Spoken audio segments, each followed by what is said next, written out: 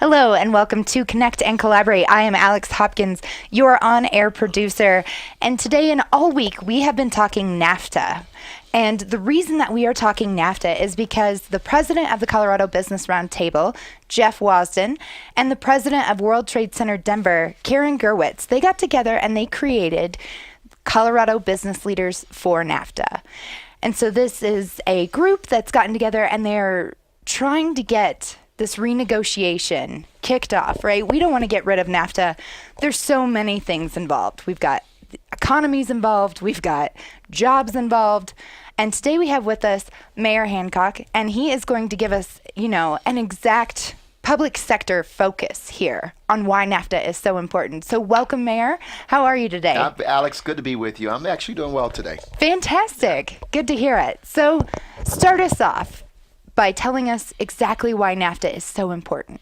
Well, I think you started off very well. This NAFTA is almost 30 years old, and entire economies have been built, and ecosystems, local, state, and now regional ecosystems, and of course international ecosystems have been built around NAFTA, the free flow of trade and the free flow of opportunities for our residents, whether you're in Mexico or Canada, or the United States. The reality is that our entire economies and ecosystems have been built around the expectations and the very, I think, bright idea to create free flowing opportunities across our borders. Fantastic.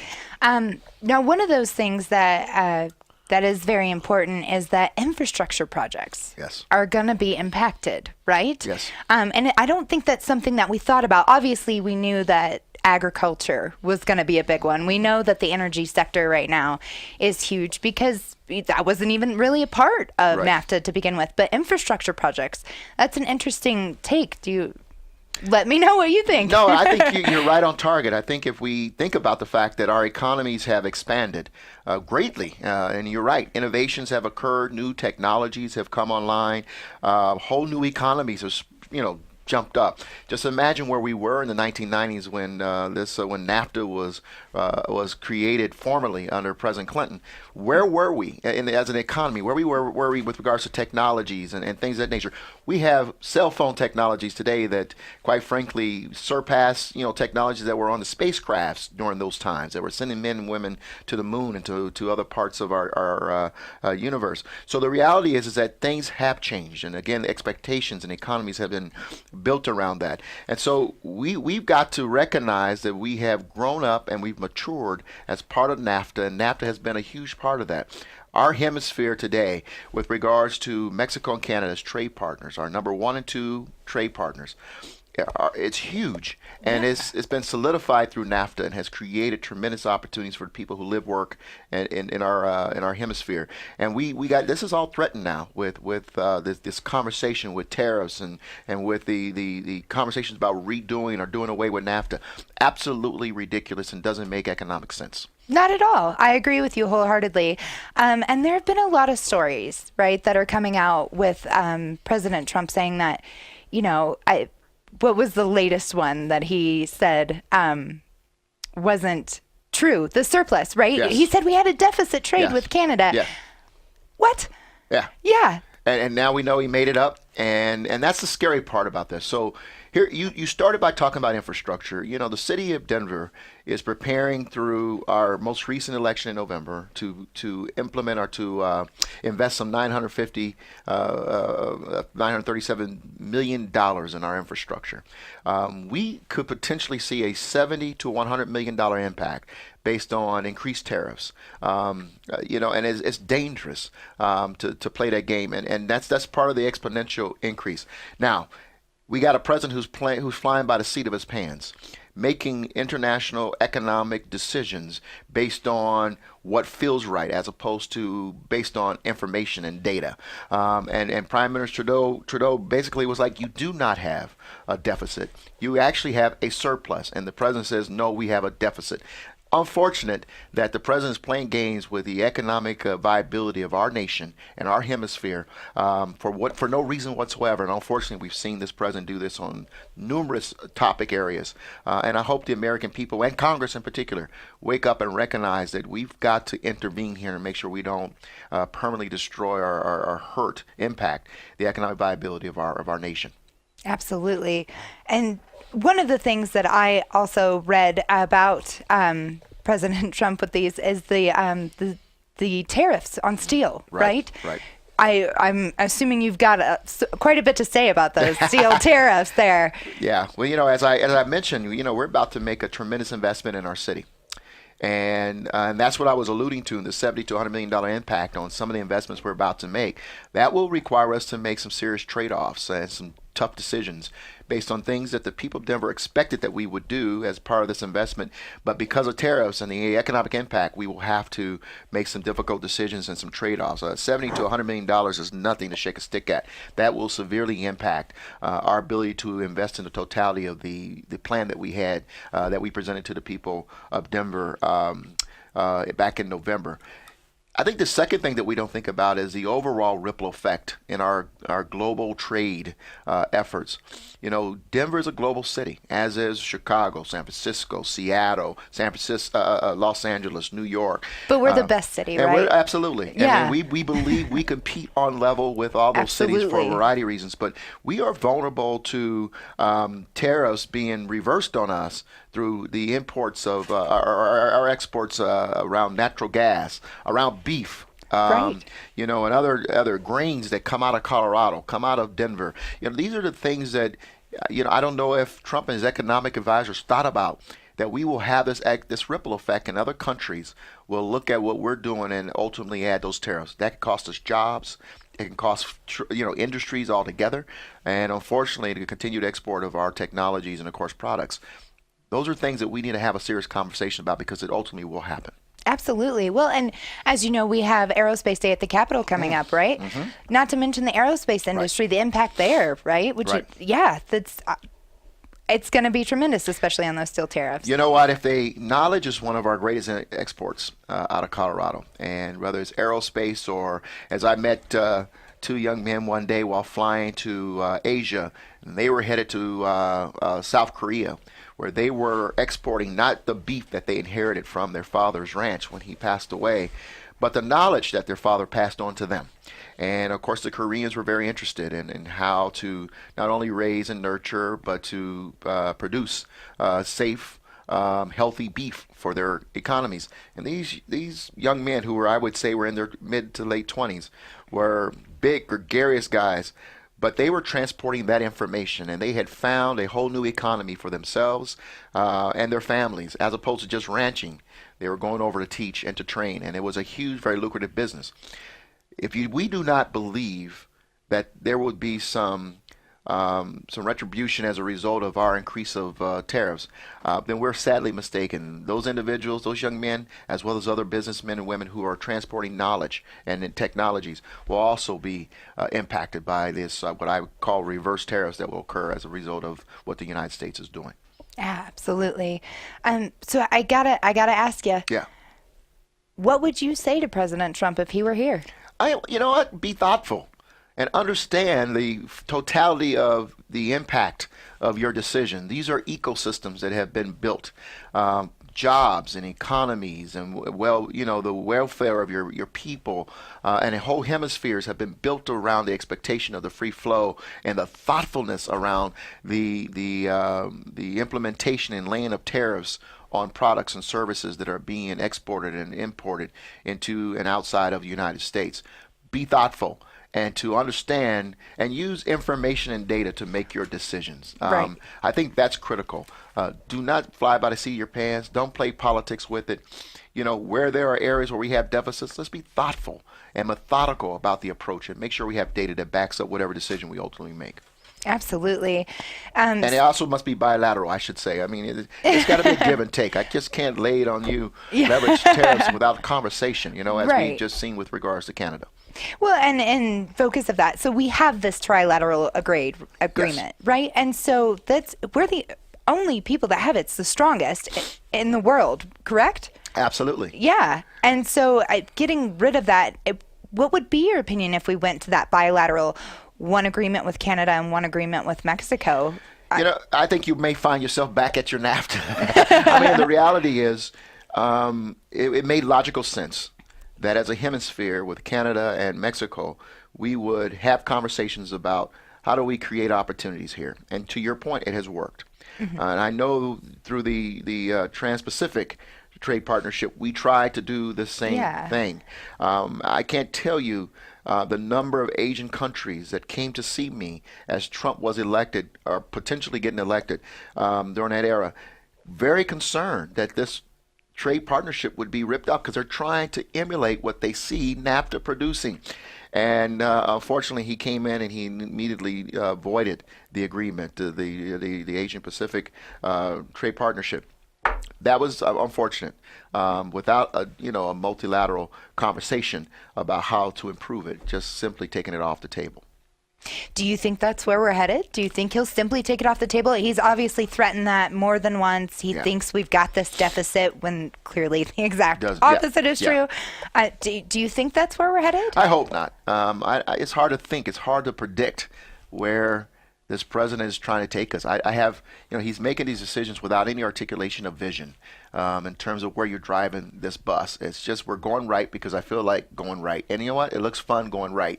But the reality is, my hope is that, the business community of I'm talking to the United States, my hope is that Congress wakes up and recognizes that we have to be smarter and more thoughtful about how we approach our trade partnerships, and again, use data to drive where we're going. But I think ultimately, someone must demand from the president and the White House, what's your vision?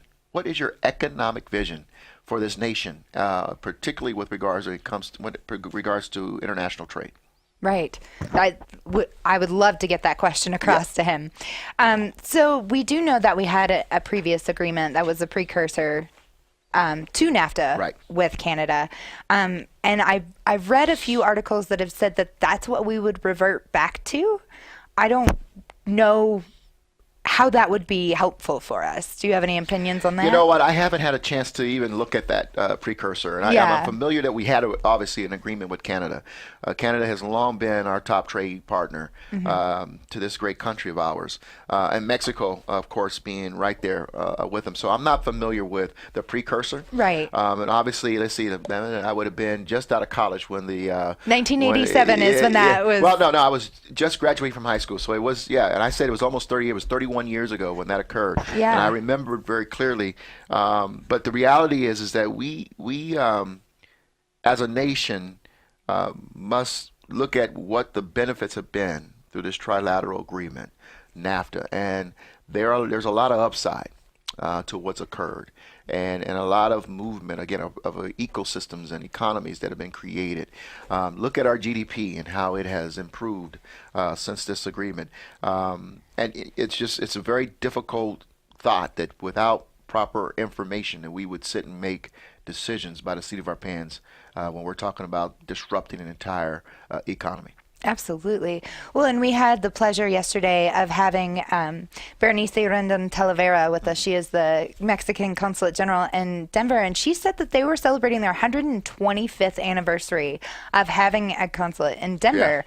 And that was brought about because of trade. Yes. The railroads were Absolutely. being moved down into Mexico at that point. And so we've had trade on the books for 125 years with Mexico. Yes. In Colorado, right? Yes. Not to mention other states nationwide. Right.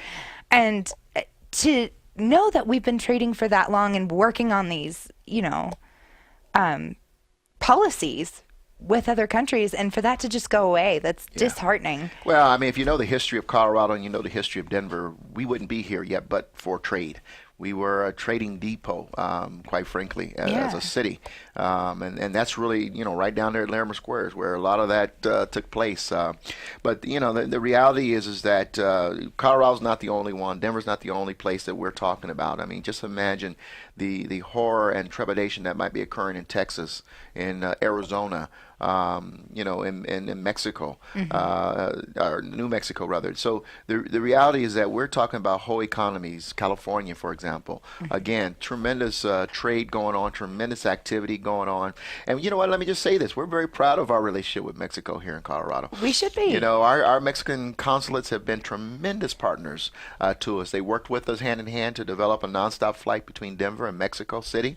I was on that inaugural flight, and I was blown away by the excitement of the Mexicans, particularly as we were bringing that flight back to Denver, as they got on that plane excited about coming to Colorado to ski and to invest as tourists and to enjoy Colorado. And that, you know what, that flight has been so successful.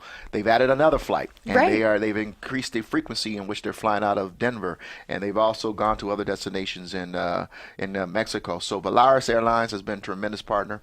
Mexico has been a long-term, to your point, partner of Colorado, trading partner, tourism, and we got to make sure we protect that. But I got to applaud, as you bring it up, Alex, the Mexican consulate's office has been just tremendous in helping us grow. Yes, they are wonderful to work with, and I had no idea about the 125 years that they'd been working on trade with Denver. Well, you think about it, Denver turns 160 this year. Wow. As a city. And so, you know, for now, you're talking almost 75-80% of the time, Mexico has been there as a viable trading partner of the city of Denver. And so they have seen we have grown together as partners in trade and development. And again, you're talking about the vibrancy of an entire economy built around these partnerships, and it's important to preserve them. Absolutely. And one of the things, we also had Tracy Bentley on yesterday with the Colorado Petroleum Council, and so energy, right? Mexico's just now figuring out they had a monopoly, right? And so they were excited to, you know, be able to get more energy sectors down there. Do you want to speak to anything about the energy sector in NAFTA? Well, I'll just say this. You know, again, it's one of those economies that we really didn't have when 31 years ago we started talking about it. Outside of natural resources that we're trading across the boundaries. You know, a lot of this energy sector is also built on information, or, you know, the transferring of intelligence around how do you create, you know, more better wind and create it so you can transfer it to your grid. Same thing with solar, you know, and how do you become more sustainable economy with regards to your practices and things of that nature. So these are economies that didn't exist. The green economy was not as vibrant. I mean, there were embers and discussions about it, but it was about cleaning up your pollution and things of that nature back in that era. But today, there are whole economies built around it. Yeah. Transferring of information, transferring of products. If you're selling turbines and you're selling solar panels and battery technologies. So we have got to be smarter, you know, about, again, the whole comprehensive impact of what these tariffs may be, and as well as disrupting the NAFTA agreement. Absolutely. We are talking today here with Mayor Hancock. We are talking about NAFTA. And the reason that we're talking about that is because Jeff Wosden, president of the Colorado Business Roundtable, and Karen Gerwitz, president of World Trade Center Denver, got together and they created Colorado Business Leaders for NAFTA. And we've had some great guests on here this week. So, Mayor Hancock, was there anything particular that you feel like needs to get done today on this renegotiation of NAFTA? Yeah, you know what? Again, I just hope that they have the right tone of business leaders involved. I would recommend that our Governors Association engage, because they recognize that the state economies are important, and that some mayors lean in. I think that's important because we see firsthand on the ground the jobs that are created, the neighborhoods that are made vibrant as a result of our ability to trade, our business leaders to trade across our boundaries and to create opportunities for our families and in our local economies. But also to understand what the impact is from having increased costs of these trades. Again, in Denver, we're looking at making major public infrastructure investments. We're doing it because we want to improve our city, but we also create jobs, and we create, we're the lifeline for people to have vibrancy in their lives and in their neighborhoods. And to have that disrupted or have additional costs added to that is a real threat to that opportunity that we've, as people of Denver, have created. And, you know, I hope, again, we just have a more thoughtful, comprehensive conversation using data to kind of guide us as opposed to flying by the seat of our pants. And we engage the right stakeholders. Absolutely. I'd be remiss if I didn't ask you this. So, as you know, we are coming up on an election year for governor. Yep. And every last working day of the month here on the Connect and Collaborate show, we interview a new gubernatorial candidate. And so I have to ask you, what are you looking for in a governor candidate? I appreciate it. I've had conversations. I have several friends who are running for governor. All right. And we've had very strong conversations about, where we are as a state and what are the issues that are important that they articulate. So I've shared a couple of them. I said, listen, I may not endorse in the primary, but let me just tell you, if I were to endorse, this is the message I'm looking for. I'm looking for a governor who would a candidate would boldly say, it's time to address the fiscal crisis we have in our state.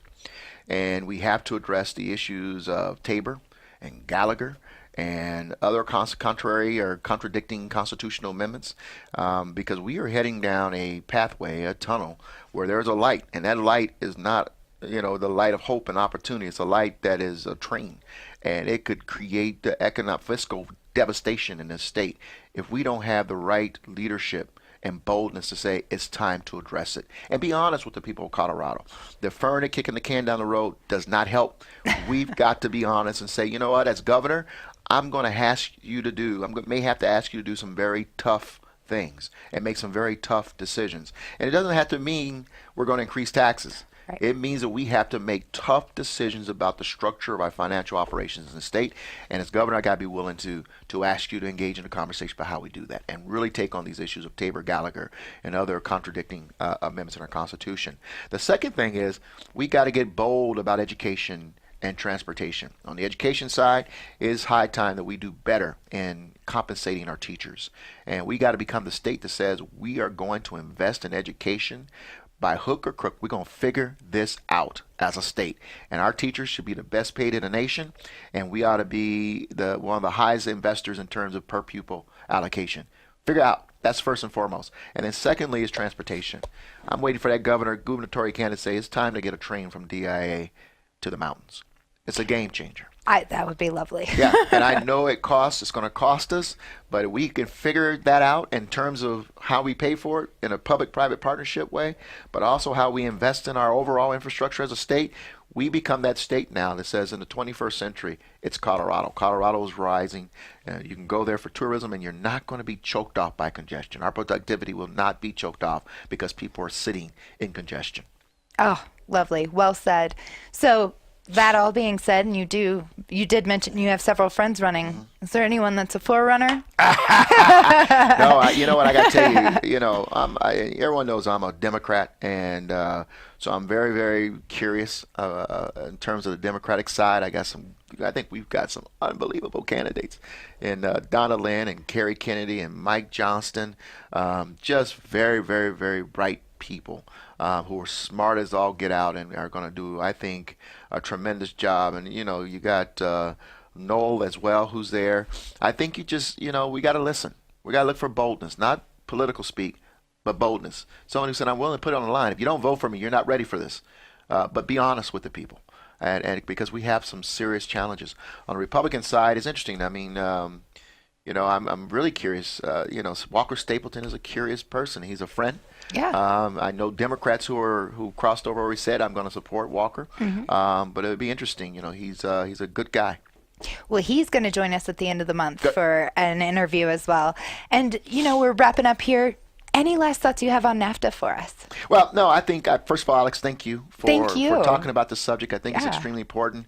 All the friends that you talked about, the Roundtable and the World Trade Center, who have come together to kind of say, hey, look, we've got to fight. There's a signal in their actions, and that this is an important piece. And it's not just about people getting richer in terms of the business community. It's about jobs.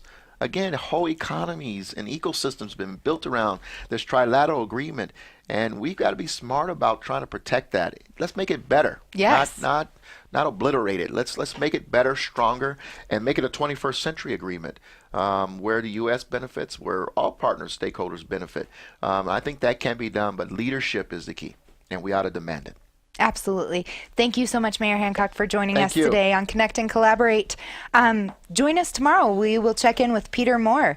And be sure to check out this radio show and more tomorrow at cobrt.com on our radio page. Thank you so much. Have a great day. Thank you.